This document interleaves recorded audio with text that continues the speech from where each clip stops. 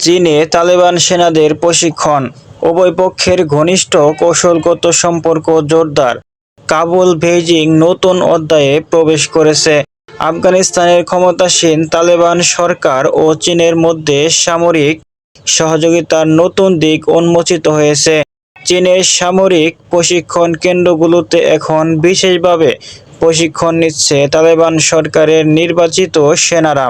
প্রশিক্ষণের বিষয়বস্তুতে রয়েছে আধুনিক যুদ্ধ কৌশল, সীমান্ত নিরাপত্তা, ড্রোন ও নজরদারি প্রযুক্তি, সন্ত্রাসবিরোধী বিশেষ কৌশল। চীনের এই পদক্ষেপ কেবল আফগানিস্তানের নিরাপত্তা জোরদারের জন্য নয়, বরং গোটা অঞ্চলে নিজেদের প্রভাব ও অংশীদারিত্ব বাড়ানোর কৌশলের অংশ। তালেবানদের লক্ষ্য নিজেদের সেনাবাহিনীকে আধুনিক ও দক্ষ করা, সীমান্তে আইএস ও অন্যান্য বিদ্রোহীদের মোকাবেলা, ভবিষ্যতে আন্তর্জাতিক সংস্কৃতির পথে আরও এগিয়ে যাওয়া।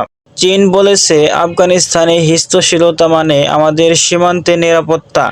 আমরা উন্নয়ন চাই, বিশৃঙ্খলা নয়। তালেবান বলেছে, যারা আমাদের বিচ্ছিন্ন ভেবে ভুল করছে, তারা এখন দেখবে আমরাও আধুনিক হতে পারি।